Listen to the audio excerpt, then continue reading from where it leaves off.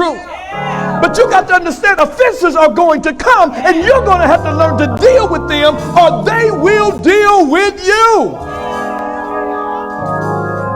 Tearing down the fence of offenses.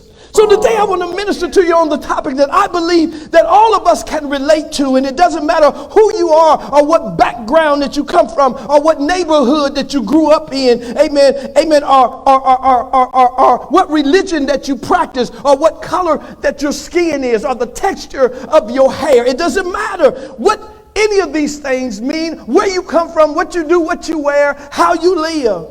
All of us has done this one thing. All of us have this one thing in common, and that is all of us have been tempted to not walk in love with someone that has offended you.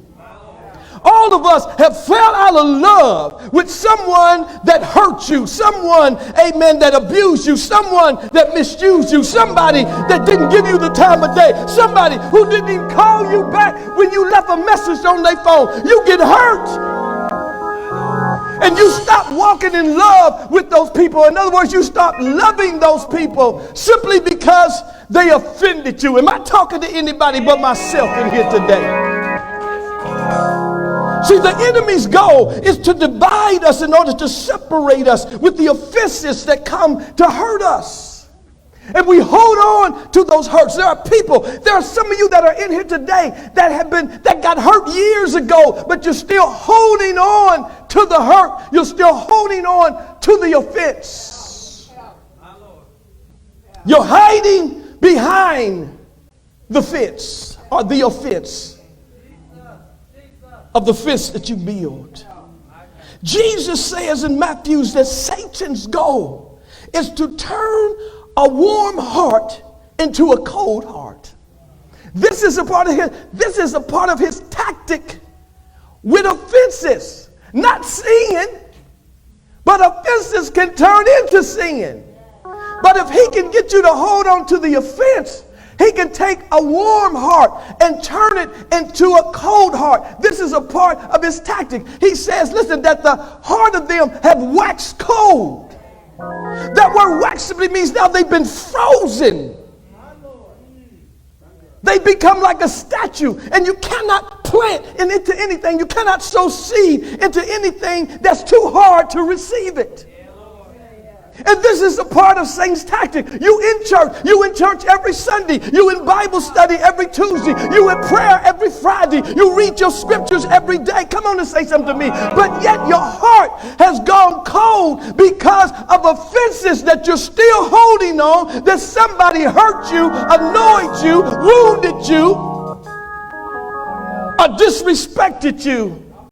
And you're holding on to the fence. And this is a part of Satan's tactic to turn a warm heart into a cold heart. See, offenses is what causes your heart to turn cold against the things and the people you once had a warm place for in your heart, and hate people, amen, and the things that you once loved. Offenses would cause you to betray those people and the things that you once trusted and trusted in. Offenses will cause you to hate the people you used to love and betray the people you once trusted in.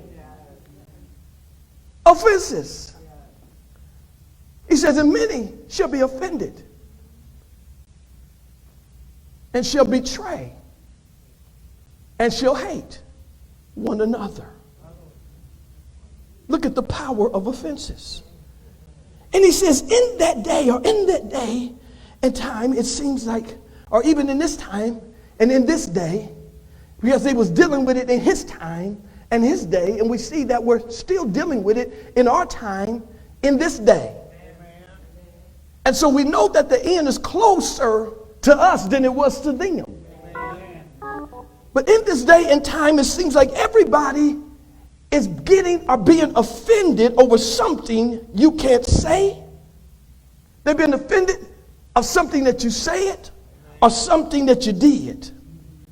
You can't say anything or do anything without somebody taking offense or getting their feelings hurt. You can't even be joking or playing with somebody without them taking an offense. People People that you thought that you can laugh with. It was all right when we cried together, but can't we laugh together without you being offended? It was a joke. Don't you get it? Come on, somebody. But we get offended. We get offended because of decisions that people make that you don't agree with. You get offended when people don't give you the attention that you feel like you should get. You get offended. And you end up hating the ones you used to love and betraying the people you used to trust in. Why? Because of the offense. Here Jesus identified a time such as this, a time when we'll hear of wars and rumors of war. Nations shall rise against nation. Kingdom shall rise against kingdom. Church shall rise against churches. Church people shall come against other church people. And famines and pestilence and earthquake shall show up in divers places. And he says that many shall be offended. Many shall be offended and shall betray one another and shall hate one another. Isn't it something that you can have two people that, how many married people do I have in here? Amen. When you or before you married that person, you were madly in love with them. To even ask or pop the question, will you marry me?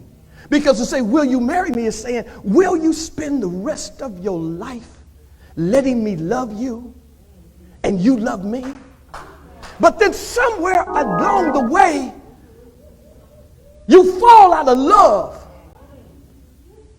Somewhere while along the way, you don't even like the one you used to love.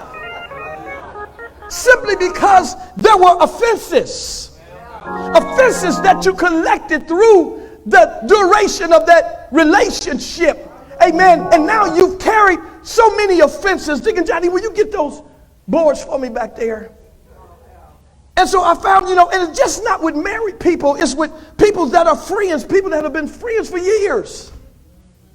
And so what the enemy comes to do with offenses is that he wants you to collect enough of them in order to build a barrier and something to divide you from what you once loved and something that you once trusted in. And this is how people look. And these are just a few offenses. And so when people get tired of carrying the offense, they start doing something with the offenses. They start building a fence with the offenses. Because the offenses can get tired because you're carrying them everywhere you go. You come to church, you got offenses. You go to work, you got offenses. You go out on a date, you got offenses. You go to your family reunion, you got offenses. You go to the gas station, you got offenses. Come on, somebody. You go to the club, you got to see. You can't stop offenses because offenses are impossible to stop, and offenses are everywhere because wherever there are people, there is the potential for you to be offended.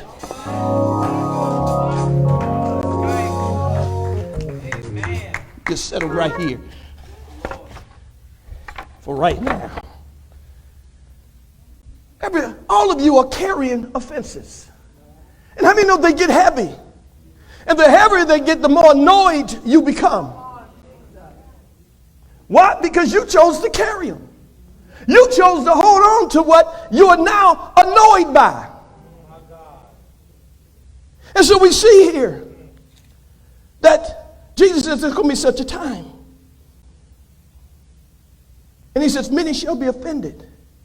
Many shall be carrying the offense, but don't know what to do with it. So they start building a barrier, something to where I ain't got to look at you no more. Even though I see you every Sunday, but I got a fence. You're there, but you're on the other side of me. It separates me. You can't get to me. Come on, somebody. I can say hi to you, but only on the other side of my fence. Can I get a witness? Stay with me now, because we're going to tear down the fences. The fence of your offenses that you've been carrying around. But he also says, don't let these things trouble you. Don't let all these things, the rumors of war, the talk of war, don't let the pestilence and the famine and the divers earthquake in every place and those that are the many that will be offended or those that will be the offender. He says, listen, he said, don't let these things trouble you, for they must come to pass. They must happen. They're going to happen. There's nothing you can do to stop them from happening. They're coming and there's nothing you can do. But it's not the end of the world. Some people get offended and they think the world has ended. Some people get offended and now the relationship is over. Come on. Why does the offense have to bring something to an end? Maybe the offense is coming to try to help you to become stronger in certain areas that you know that you're weak in.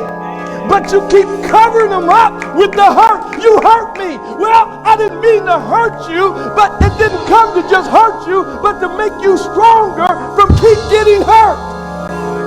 Why do you keep letting these little things hurt you?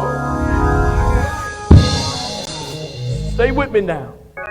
So here Jesus is speaking of a time when many are going to take offense, a time when people are looking for something to be offended by. I saw that in the church. People are looking for something. If nothing's coming to them, they're looking for something to offend them. Looking for something to be offended by. Looking for something that will pull them away from God and the things of God and their focus off of God. They're looking for an excuse. An excuse.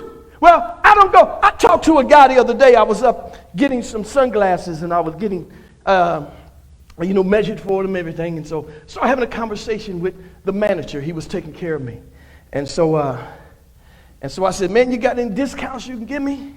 And he said, well, what do you do? And I said, well, what's that got to do with my discount?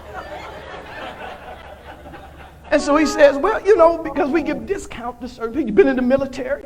I said, well, it depends on what type of war you're talking about. Am I a soldier? Not in Uncle Sam's army, but I am a soldier. And so what I'm saying is, he said, oh, I know what you are. He said, you a preacher. And I said, it depends on your definition of a preacher. And so we started engaging in the conversation. And so he said, you know what? I don't like preachers. And I said, really? And he said, I don't want you to take it personal. And I'm looking at him like, really? You just tell me you don't like preachers or you don't like me. He said, no. He said, you all right. As far as I can see. And I said, okay, I'll give you that. As far as I can see. How am I doing so far? He said, so far, you're doing all right. And so he said, well, do you want to know why I don't like preachers? And I said, yeah, tell me. And so he begins to tell me, he said, well, when I was young, my mother used to send me to church. And he said, I didn't grow up in the Catholic Church. He said, I grew up in a Holy Rolling, church. They spoke in tongues, they did all this stuff. They laid hands on it. And they were considered to be a non-denominational church. No. He said, Baptist church. He said, what are you? I said, well, we're non-denominational. And he said, well, they all the same. They just got different names. And I said, correct. People are the same. But people worship differently in the different denominations. We all love the same God, but we just choose to do things a little different. And he said, well, I grew up in the Baptist church. And the preacher in my Baptist church abused me. And I said, wow. I said, I'm sorry. I'm sorry to hear that. And he said, yeah, and not only did he abuse me, he abused other young boys too. And I said, you sure you didn't grow up in a Catholic? He said, no, I was